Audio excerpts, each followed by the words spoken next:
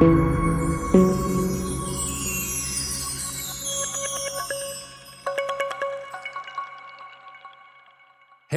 quick question. When you hear computer science, what pops into your head? Coding? Nerds in dark rooms? Maybe just math? Here's the thing. Computer science is actually one of the most misunderstood subjects on the planet. And today, we're going to fix that. Because once you understand what it really is, you're going to look at your phone, your apps, even your microwave, in a completely different way. Let's get into it. By the end of this video, you're going to understand three big things. First, what computer science actually is. Spoiler, it's not just programming. Second, where it came from. And we're talking a journey from ancient China all the way to Silicon Valley. There are looms, there are wartime code breakers, there's even a literal bug. And third, the big ideas that hold the whole field together. Algorithms, abstraction, creativity, data. These aren't just buzzwords. They're the skeleton of everything computers do. No textbook voice, no jargon soup, just the real stuff, made clear.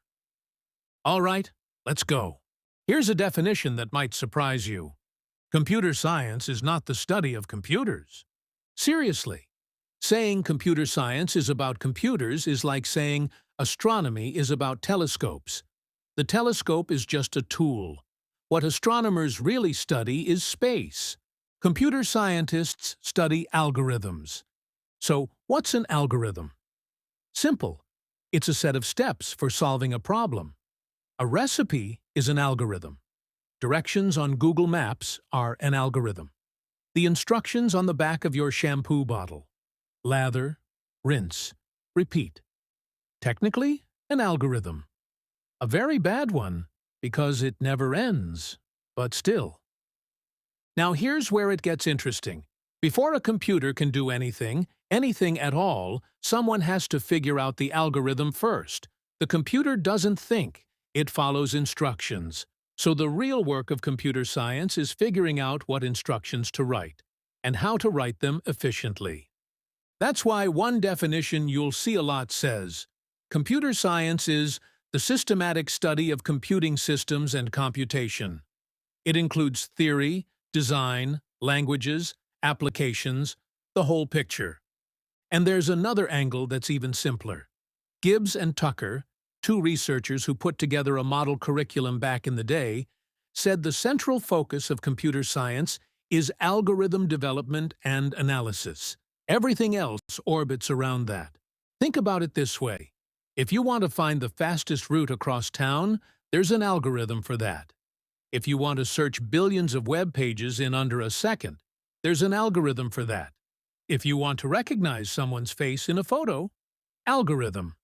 Beat you at chess, algorithm. Recommend your next Netflix binge, algorithm.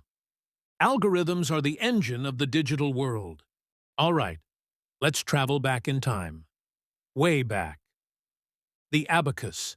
One of the earliest computing devices was the abacus, probably originating in ancient China, and later spreading through Greek and Roman civilization. It's basically beads on rods in a frame. You slide the beads, and their positions represent numbers. Simple, but it worked. The catch? It needed a human operator to actually think. The abacus stored data. A human provided the algorithm. And honestly, that tension between storing data and actually processing it runs through the entire history of computing. Pascal, Leibniz, and gears. Fast forward to the 1600s and 1700s. Inventors started building calculating machines out of gears. Blaise Pascal built one that could do addition. Leibniz built one that could handle more arithmetic operations. But here's what's worth noticing. Pascal's machine was hardwired to do one thing. The algorithm was baked into the machine itself. You couldn't change it. It did addition, period. That's a critical limitation. Because what if you need it to do something else? Babbage changes everything. Enter Charles Babbage. He's a mathematician in early 19th century England, and he is frustrated. Astronomical tables, used by scientists and navigators, kept having errors because humans made arithmetic mistakes. So in 1822 he starts building a machine called the difference engine, designed to calculate tables automatically. But while he's working on it, he has a bigger idea. He calls it the analytical engine. And this is huge. The analytical engine could be programmed. It supported sequential control, branching, basically, if this, then do that, and looping. It used punched cards to receive instructions. It had what Babbage called a store, we'd call it memory, and a mill, we'd call that a CPU, or processor. Babbage never actually finished either machine, but his ideas became the blueprint for nearly every computer built after him. Ada Lovelace, the world's first programmer. Working with Babbage was Augusta Ada Byron, the Countess of Lovelace. And unlike Babbage, who was obsessed with building the machine, Ada was obsessed with what you could do with it. She translated a paper about the analytical engine from French into English, then added her own notes that were longer than the original paper. In those notes, she described a program that could compute something called the Bernoulli numbers. She outlined the fundamentals of looping and memory addressing. She saw the connection to the Jacquard loom and wrote, "The analytical engine weaves algebraic patterns just as the loom weaves flowers and leaves." That's poetry, and also accurate. Ada is widely recognized today as the world's first programmer. The programming language Ada, used by the U.S. Department of Defense, is named in her honor. Punched cards and IBM. Speaking of the Jacquard loom, let's back up for a second. In 1801, a French inventor named Joseph-Marie Jacquard built a revolutionary loom. It could weave complex, intricate patterns automatically. The trick? It read instructions from holes punched in cards. The presence or absence of each hole told the machine what to do next. Babbage saw this and had a flash of insight. What if holes in cards could represent not just weaving patterns, but any abstract idea? Numbers? Instructions? Data? That concept survived all the way to the 1970s in real computers. And decades later, a man named Herman Hollerith applied the same idea to the 1890 U.S. Census. He built tabulating machines that read punched cards to process census data. The result? He reduced the time to compile census results from 10 years down to 3 months, and saved millions of dollars. Hollerith founded the Tabulating Machine Company. That company eventually became IBM. Now we jump to the 1940s, World War II, and things get dramatic. The war was creating massive computational demands, ballistics tables for artillery, code breaking. The Allies needed machines that could process information faster than any human. In the U.S., a professor named John Atanasoff at Iowa State was frustrated that his students couldn't solve complex algebraic equations fast enough. Like Babbage, nearly a century before him, he decided to build a machine. Working with student Clifford Berry, he completed a prototype by the end of 1939. The Atanasoff-Berry computer, or ABC, used binary, base 2 numbers, and could perform arithmetic electronically. It was one of the first electronic computers. At Harvard, Howard Aiken was building the Mark I, a massive machine with over 750,000 parts, 500 miles of wiring, and 3 million wire connections. It weighed 5 tons. Apparently, it sounded like a room full of ladies knitting. And it proved that large-scale automatic computing was genuinely possible. One of the people who programmed the Mark I was Grace Murray Hopper. She's the person who developed one of the first compilers, software that translates human-readable instructions into machine language.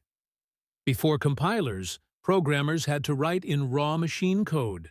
It was agonizing. Hopper also coined the term bug. And this is not a metaphor. In 1947, the Mark II computer was behaving strangely. Hopper traced the problem to a relay and found an actual moth stuck inside it. She taped it into the lab notebook with the note, "First actual case of bug being found." That notebook page still exists. Meanwhile, in Britain, code breakers at Bletchley Park were using computers to break Nazi ciphers. A machine called Colossus, one of the first to use vacuum tubes, could read 5,000 characters of paper tape per second to break the Enigma and Lorenz codes. Historians now believe this work shortened the war by years. And then came ENIAC, the electronic numerical integrator and computer.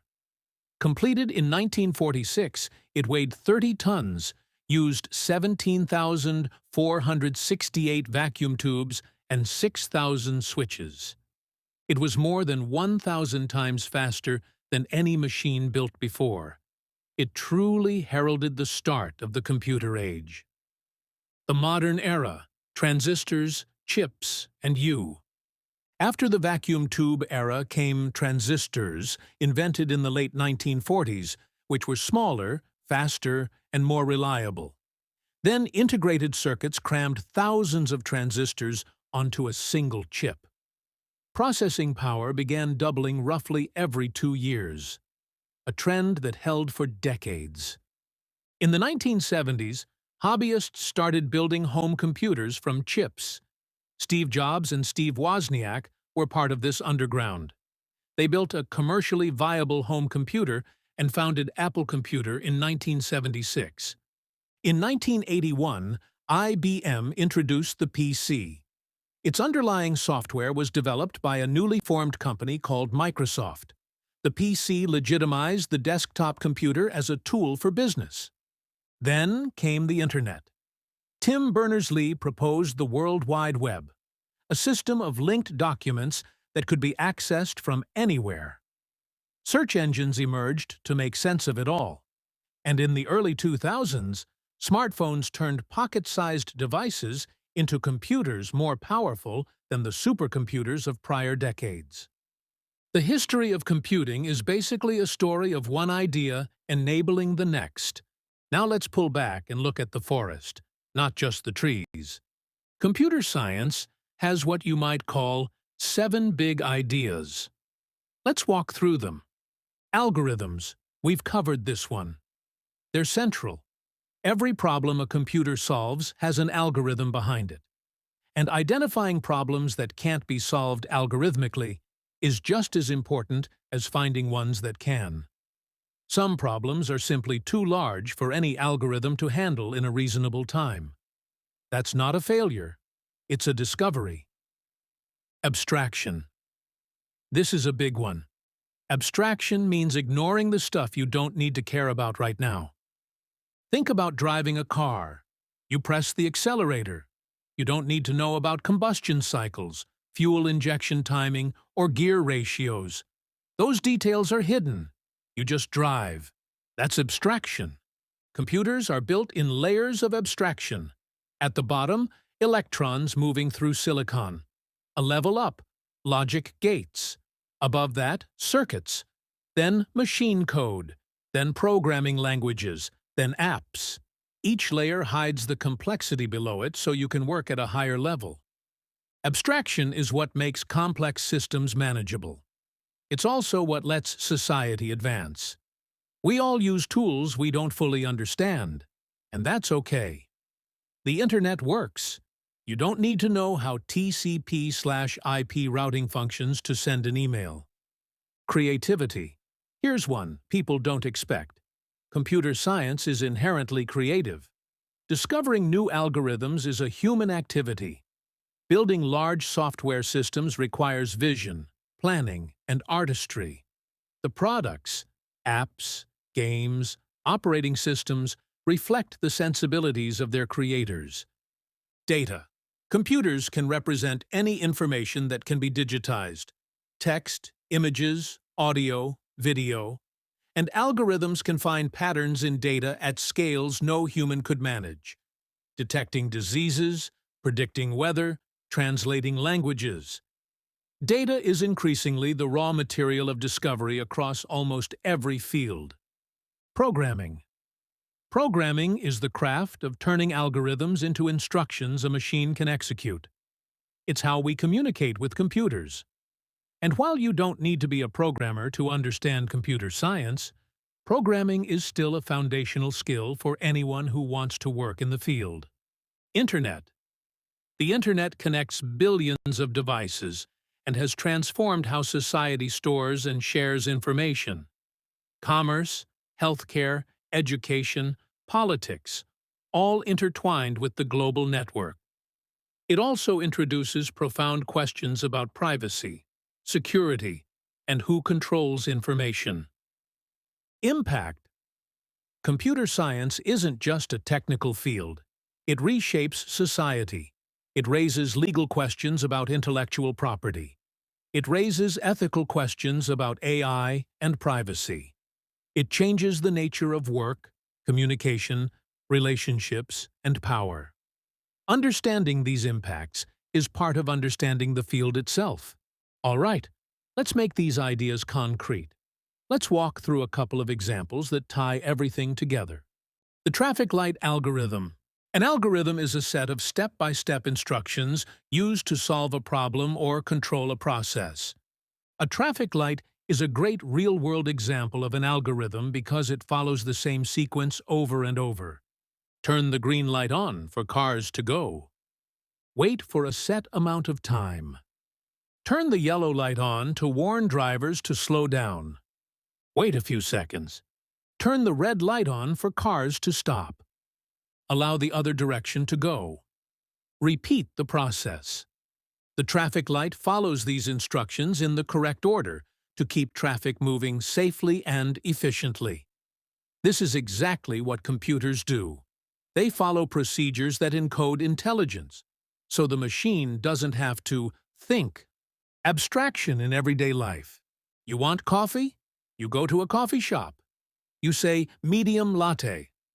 30 seconds later, coffee appears. You have no idea how the espresso machine works. You don't know the exact temperature of the milk steamer. You don't know the pressure in the pump. You don't know how the beans were roasted or where they were grown. You don't need to. You interacted with the abstraction, medium latte, and the system delivered. Now think about your phone. You tap an app. You don't think about the CPU scheduling instructions, or how RAM is allocated, or how radio waves are transmitting data to a cell tower. Those layers are abstracted away. You just tap, and it works. Computer scientists design those layers. They decide what to expose and what to hide. And getting that right is genuinely hard, creative work. Babbage's difference engine. Algorithms for math.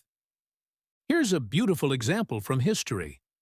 Babbage's difference engine computed mathematical tables using successive differences. Here's the idea. You want to compute squares. 1, 4, 9, 16, 25, without doing any multiplication. How? Start with the squares you know. 0, 1, 4, 9. Compute the differences between them. 1, 3, 5. Then compute the differences of those differences. 2, 2. Both are 2. It turns out this consistency always holds. So you can figure out the next square by working backwards. If the second difference is always 2, and you know 5 is a first difference, then the next first difference is 7. So 4 squared equals 9 plus 7 equals 16. And 5 squared equals 16 plus 9 equals 25. No multiplication, just addition, mechanically reliable. This is exactly the kind of insight that algorithms unlock. Finding a smarter procedure that does less work to get the same answer. The first bug. I love this story because it's so human. The Mark II computer is giving wrong answers sometimes, correct answers other times. Grace Hopper traces the problem. She opens the relay panel. Inside, a moth. An actual moth has gotten stuck in the relay, causing it to malfunction. She removes it. The computer works fine. She tapes the moth into the lab notebook and writes, "First actual case of bug being found." From that day forward, a glitch in a computer program has been called a bug. The reason this matters is it captures something true about computer science. Things go wrong in unexpected ways. Part of the job, a significant part, is finding out why and fixing it. That's called debugging, and it requires creativity, persistence, and a willingness to check inside the relay. Here's a mind-bending one. In the 1930s, a mathematician named Kurt Gödel published what became known as the incompleteness theorem. He proved that in any mathematical system, there are true statements that cannot be proven within that system. This hit mathematicians like a thunderclap, and it directly inspired Alan Turing and others to ask, what can algorithms compute? The answer turns out to be, not everything. There are problems, real, well-defined problems, that no algorithm can solve. Not because we haven't found the right algorithm yet, but because it can be proven that no algorithm exists.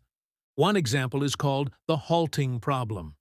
Can you write a program that looks at any other program and determines whether it will ever stop running or loop forever? Turing proved in 1936 that no such program can exist. This means computers have fundamental limits. They're incredibly powerful, but they're not omnipotent. Understanding those limits is one of the deepest and most important things computer science has to teach us. All right, let's bring it home. Here's what we covered today. Computer science is the science of algorithms. Step-by-step procedures for solving problems. Not just the science of computers. The computers are just the machines we use to run the algorithms. The field has a rich history going back centuries. From abacuses to Babbage's engines, from Ada Lovelace's programs to Grace Hopper's compilers, from room-sized vacuum tube machines to the smartphone in your pocket. Each generation of technology enabled the next. And the field is organized around 7 big ideas: algorithms, abstraction, creativity, data, programming, internet, and impact. These aren't separate subjects. They're overlapping lenses on the same field. Abstraction is the key tool that lets complex systems be built and understood, by hiding detail and letting you focus on what matters right now. And here's the thing I want you to walk away with. Computer science is not just for people who want to write code. It shapes law, ethics, science, art, medicine, politics, and everyday life. The more you understand it, the better equipped you are to live and think in the world we actually live in. Whether you go on to study this in depth, or you just wanted to understand what the fuss was about, you now have a foundation. And that foundation matters. If this video helped, consider subscribing. There's a lot more to explore. Next time we go deeper into how computers actually store and process data, and things get really interesting really fast. See you then.